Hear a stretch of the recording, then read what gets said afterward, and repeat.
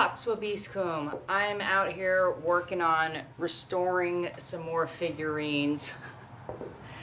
But I figured I need to take a break and make a video finishing up my Missouri trip, or else I'm not going to get around to it. So I'm just going to jump into it because I'm going to start at Pioneer Day, and I'm just going to talk about all the different people I met and some of the different things that happened during the final course of that 3-day trip that were just quite extraordinary and deserve to be acknowledged publicly, at least in my opinion. When I was walking around Temple Square, or the temple area, the temple lot, I was checking out all the different churches, faiths, beliefs, whatnot that are there, just kind of meandering around the literal geographical location. And one of the churches I went to, they had there was a car parked out front, and they had a little sign, and so I was like, oh, okay, that seems inviting enough. So I went in a side door, but no one ended up being around.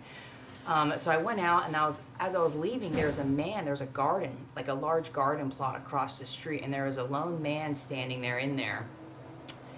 And I decided to go talk to him, and this was I think the first Joseph I met within a 24-hour period. There's 3 Josephs I ended up running into, which is just, the name Joseph obviously carries a lot of different meaning, different layer, different memory for multiple reasons. And so for me, whenever I hear the name Joseph, it just automatically triggers those things. And so I coincidentally met 3 Josephs on the trip.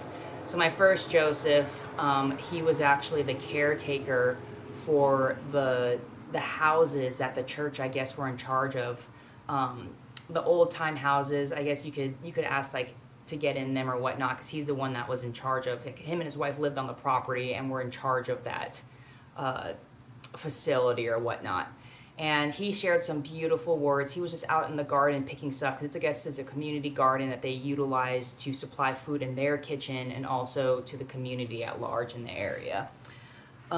So that was nice talking to him, but he commented and said some beautiful words about how regardless of what faith people are coming from, because he's technically not Latter-day Saint, he's one of the other Restoration branches, but even though he's not technically Latter-day Saint, multiple people or of the Latter-day Saint identity come to that site to look at those historic houses that were there. I believe they belong to someone in Joseph Smith's family, so they're meaningful to the faiths in the area type deal. And so that was really nice talking with him. Oh, and before I forget, when I was let me back up.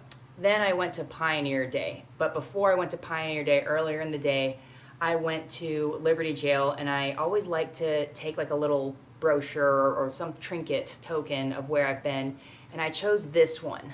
And ironically, when I went to Pioneer Day at the local ward, on one of the bulletin boards, they had a beautiful picture just made of paper mache and whatnot, a display of a tree that almost looks identical to that. So I noticed that.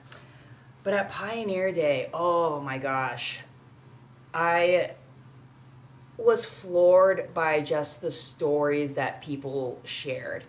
And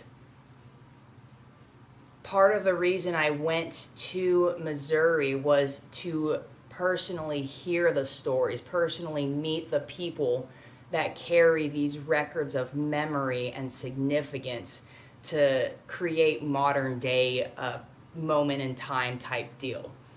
And try not to cry, there's just some good stories. The first, I don't know if anyone's aware, but there's a rather robust population of Pacific Islanders in Independence, Missouri, in this geographical location that's nowhere remotely near an ocean or any type of large body of water. And these Pacific Islanders, there's tons of them there. It's so beautiful. And it triggered so many great memories of my childhood and my times in Hawaii. But they were trying to highlight the different pioneers in their families. And it was just so beautiful to perceive how their ancestors, who were pioneers, led to the moment in time where the present day individuals that I was speaking to were equally being pioneers in their own right. And it was just so remarkable to be able to witness how generations ago their efforts and presence, existence, created the moment and opportunity that present day people, humanity gets to experience right now. And one of the families, I forgot how to pronounce their name, so I'm not even going to try, but the first couple that I met, because they had the little display tables, her grandfather was one of the first like converts or whatnot of the LDS faith, and he donated his land to create where a temple currently exists. And I forget where, I think it was somewhere in Samoa. I forget where, but he donated the land to create the LDS temple in that region or location. Beautiful, absolutely beautiful there. And on the table too, it was beautiful. It was just so extraordinary because she talked about when I was a little girl, this is how we slept. And it was what people could easily describe as like a primitive inhabitant or dwelling. It was an open face, there's no walls, and it's like a hut, and it's a large area where multiple people can sleep all in there. And it's so beautiful because I think people don't realize that type of lifestyle still exists, and she's living proof of that hey, in this modern era, in this modern world, there are so many different cultures and lifestyles that converge onto one united purpose. And it's beautiful to see that part of human history is preserved through her legacy and through her own records and sharing of her story and testimony. And so that was absolutely beautiful. And then the next woman, though, oh my gosh, I believe she was the granddaughter of the woman that she was highlighting on the pioneer side of her family. So her grandmother was the first Latter-day Saint convert after the Kingdom of Hawaii fell. And I don't think people are aware of that Hawaii used to be an independent kingdom, nation, belief, like society, civilization, completely separate from the United States. But that all ended because the United States basically said, your reign is over, this is ours now type thing, you're part of the United States. And you can imagine that hostility, the tensions, the environment that is created on that island. And this grandmother was the first LDS convert out of that population. Now, I need people to recognize that for her people at the time, right, they just got annexed by the United States. Their queen just got dethroned and taken off, and the Kingdom of Hawaii no longer exists. Her people, the local Hawaiians at the time, no doubt interpreted her actions of converting to the LDS faith as a betrayal of their identity, of their culture, of their history, of everything associated with the word Hawaiian. And her grandmother did it. And oh man, talk about a pioneer.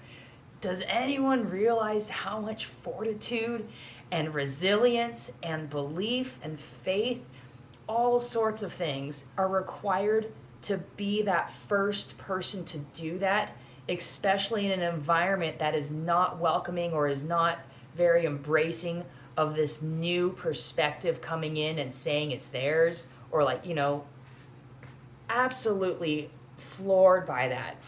And if anyone looks, the LDS presence in Hawaii is beautiful. It's so extraordinary and exquisite. And like fast forward, the granddaughter that's highlighting this story, she herself is a pioneer. She was the first out of her family or brothers and sisters to leave the islands of Hawaii, to leave the nation of Hawaii, and to come to the mainland and to end up in Zion, to continue this hope, this belief, this faith that her grandmother chose to start taking a step and start walking towards, even though it was completely uncertain. Most certainly it was hostile for her and all these things. Absolutely beautiful. Hold on, time out. Speaking of step by step or whatnot, I gotta tell this story real quick. I'm gonna do a little eye roll. Talk about coincidences. They happen so bountifully these days that I just kind of roll my eyes at them and just be like, yeah, another one, got it. I'm not the one that needs to understand it. But I ended up going to 2 sacrament services on Sunday. But previously, when I was in Corpus Christi, the song "Faith in Every Footstep" came up, and it correlated to the Doctrine and Covenants series right where I was at and talking about making those videos. When I went to the sacrament meeting, the first sacrament meeting in Missouri, again, it caught my awareness because it was the hymnal was exactly in the same position, the third position, just like it was in Corpus. And I was like, oh, what are the odds Faith in Every Footstep would end up being the third hymnal, coincidentally, on the sacrament meeting. And then afterwards, I went to another sacrament meeting for completely unrelated purposes, just because I happened to have time. And when I walked in, I saw the board, and like all the numbers, the hymnals were different. And I was like, okay, that just, that was a fun whimsy. That would have been wild if the third spot would have been exactly this hymn number. I think it was like 1022 is Faith in Every Footstep. And I was like, how wild would it be if it appeared again, like coincidentally for a third time in a row at the third spot? And it was exactly that song. And then as the meeting starts, one of the men get up and starts to change the numbers. And I'm like, no, don't you do it. I was like, oh, and there's no way it's going to change. There's no way it's going to appear. Although the possibility and probability does exist, there's no way it's going to happen. And so I decided to just like put my head down and just kind of like, because we were already singing the first song. And I was singing it, and I glance up and I see that he's starting to put numbers up, and I'm like, no, there's no way. I was like, come on, like let's not make it too obvious here. And lo and behold, it was just so funny. In the third spot, the exact same hymn was there, Faith in Every Footstep, and I was just like, of course. Oh, it was funny. I almost text some of my LDS friends just to be like, what was the third hymnal y'all sung today? Anyways, I digress. But at that sacrament meeting, I met my third Joseph, I think, or my second Joseph. Just a random man that coincidentally, he like turned around and said, I think I follow you on YouTube. And I was like, perhaps, I don't know. But he introduced himself as Joseph, and I was like, what are the odds? The third Joseph that I met on in the period of 24 hours, completely different can of worms. But that's a fun coincidence. That's a fun pattern that I noticed. That again, I just laughed and rolled my eyes and said, yes, I'm aware. It's not me that's not aware. It's others.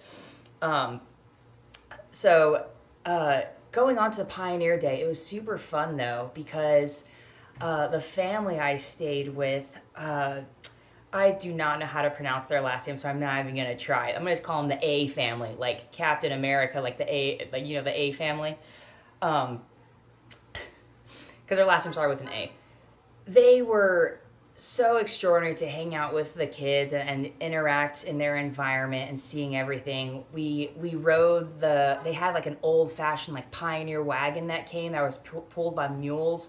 So we got to ride that around, and it helps put into perspective what exactly the original pioneers went through as they traveled through by this modality. They didn't have nice cars and vans with little screens in it that they can watch a movie in an air-conditioned environment. No, they were on some wooden wagons that were going over bumpy terrain, that weren't moving fast, that were exposed to the elements, exposed to different threats, exposed to the unknown, and completely just continuing on simply based on hopefully a belief and faith that there's something worth continuing on for. Oh man, it was a beautiful time to ride that wagon and just experience that, and especially in the heat of the Missouri summer. It was great. But I'm getting off track, so I'm trying to look at my photos to remember stuff.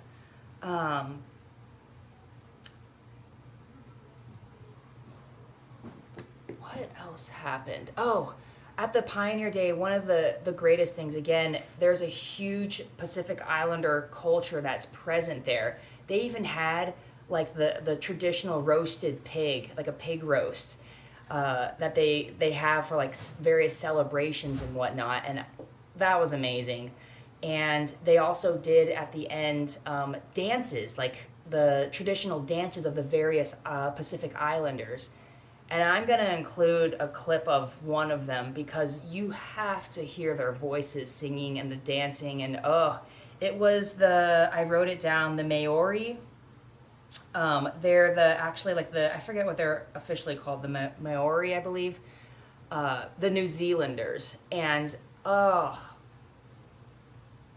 that, just reminiscing on that moment absolutely brings tears to my eyes, because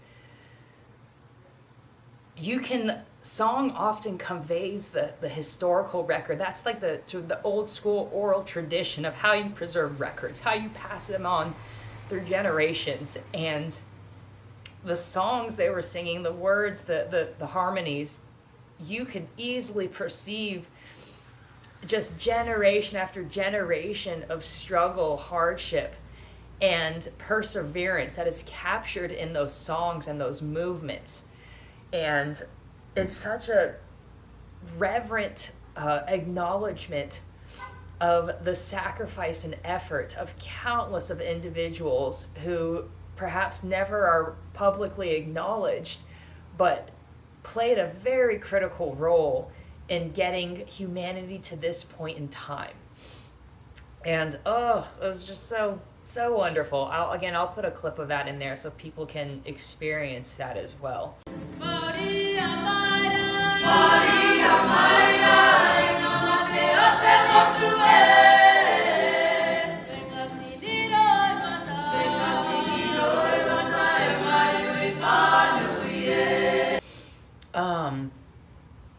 What else? Honestly, I could go on and on. There's one more person I wanted to highlight or just talk about. I mean, there's multiple people I can highlight, but their stories speak for themselves, and they have the capacity to tell them firsthand and not from me secondhand. Like, I'm doing them a dishonor by sharing their testimonies on their behalf. They stand on their own, and they're quite extraordinary. But there was one member there that was extremely passionate about prophecies, and ended up sitting there talking with him for a pretty decent amount of time. And yes, it's very easy to assign different labels and things to him based on his behaviors, because he's sacrificed a lot of things that could easily be say, well, it was he reaped the seeds of his own sowing type deal, which yes, could potentially, apply to that. But underneath all of that, this man demonstrated a significant passion and existential effort towards creating this beautiful, coherent perspective, at least from his perspective, a very coherent narrative, mapping every prophecy listed in any sort of religious scripture from a Christian perspective, and made it applicable to like modern day, like current life right now. And some of his correlations were very beautiful, and you could easily perceive, oh yeah, I can see how that's occurring. Or some of them you're just like, well, is that really something that can inherently play out the way you're describing it? Because a lot of it, again, it was like, it made the Marvel Universe plotline look like it was a elementary story compared to the huge, beautiful plotline and events that he had created or contrived to his model. And with that, I acknowledge the passion and the effort and the sacrifice behind what he had created. And he even gifted me, and I actually still have it, because it really meant something to me because he took the time to create these like huge, beautiful posters and videos and stuff like and research. And he gifted me one of his posters. And I didn't have to agree with it or disagree with it. The fact that I was gifted that from him because I offered a moment of my presence, I completely surrendered my interpretations of reality, of everything, of meaning and assumption, and I completely entered into his world and was just like, show me everything that you've created. Show me everything that you have worked so tirelessly for, because I want to just witness it with you. And it was so beautiful just to perceive like how extraordinary that man was, that could easily be defined by so many different labels that do not fundamentally categorize who he is as a human being. And that's probably one of my favorite things from this trip, was being able to completely enter someone's world and be equally as curious and excited about whatever it is they're excited about, and ask questions, explore it with them. And the kids too, like, it's so much fun entering a kid's world. Like, I crawled through the bushes with one of the girls because low-key, like, there's like a literal like little hidden secret area in the bushes that opens up when you crawl into the hedges. And I was like, I want to try it. So I like went in there with her, and it was so cool. But to be able to enter anyone's world regardless of what it is, and to don't like, for no reason other than to offer presence and to be like, show me what's important to you because it's important to me too in this moment. And I love doing that, but man, it definitely comes at some sacrifice, because it requires me oftentimes to be labeled as all sorts of different assumptions and meanings, and I just let it go. I just let the labels be assigned to me and just continue on. But it definitely takes a toll when the labels are absolutely incorrect. But that's okay. I don't correct it. I just keep going. You know what I mean? Because I don't want to deprive myself of that moment and experience with another. Anyways, I forget. There were so many cool things that happened on that trip. I especially liked the dialogues that happened in the Sunday school lessons. The missionaries I actually ran into at Liberty Jail, I told them, I was like, yeah, I'm gonna come to the 9 a.m. service because of my flight or whatnot. And they didn't actually think I was going to show up. And I was like, well, what did you think? I mean, why would I say that to you if I wasn't going to show up, you know? And so one of them, she sat next to me again, learned more about her testimony and her dreams and beliefs. And it was so exquisite to just see how bright the future is and how present reality and present situations are creating extraordinary opportunities.